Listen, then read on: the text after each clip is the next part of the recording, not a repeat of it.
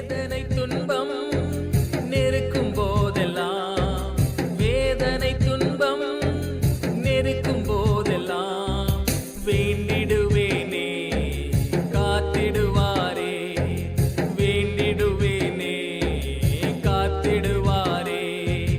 யார் என்னை கைவிட்டாலும் இயேசு கைவிட மாட்டார். ஆண்டவராகிய இயேசு கிறிஸ்துவின் உன்னத நாமத்தில் உங்களை அன்புடன் வாழ்த்துகிறோம். பரிசுத்த வேதாகமத்தில் ஏசாயா தீர்க்கதரிசியின் புஸ்தகம் 53ஆம் அதிகாரம் 3ஆம் வசனத்தில், அவர் அசட்டை பண்ணப்பட்டவரும் மனுஷரால் புறக்கணிக்கப்பட்டவரும் துக்கம் நிறைந்தவரும் பாடு அனுபவித்தவருமாயிருந்தார். அவரை விட்டு நம்முடைய முகங்களை மறைத்து கொண்டோம். அவர் அசட்டை பண்ணப்பட்டிருந்தார், அவரை எண்ணாமற் போனோம் என்று நாம் வாசிக்கிறோம். ஆண்டவராகிய இயேசு கிறிஸ்து இந்த உலகத்திலே பிறப்பதற்கு பல 100 வருடங்களுக்கு முன்பாக, ஏறத்தாழ 700 வருஷங்களுக்கு முன்பாக ஏசாயா தீர்க்கதரிசி இந்த தீர்க்க தரிசனத்தை எழுதி வைத்திருக்கிறார்.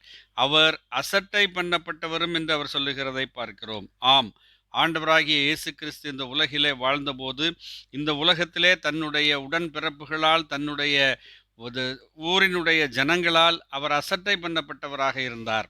அவர் சிலுவை மரணத்தை நம்முடைய பாவங்களின் நிமித்தமாக, மனுக்குலத்தின் பாவங்களின் நிமித்தமாக வருகின்ற அந்த சிலுவை மரணத்தை ஏற்றுக்கொண்டு அவர் கல்வாரி சிலுவையிலே தொங்கின போது, மத்தேயு எழுதின சுவிசேஷம் 27ஆம் அதிகாரம் 39-40 வசனங்களின்படி, அந்த வழியாய் நடந்து போகிறவர்கள் தங்கள் தலைகளை துலுக்கி, தேவாலயத்தை இடித்து 3 நாளைக்குள்ளே கட்டுகிறவனே, உன்னை நீயே ரட்சித்துக்கொள், நீ தேவனுடைய குமாரனானால் சிலுவையிலிருந்து இறங்கி வா என்று அவரை தூஷித்தார்கள் என்று நாம் வாசிக்கிறோம்.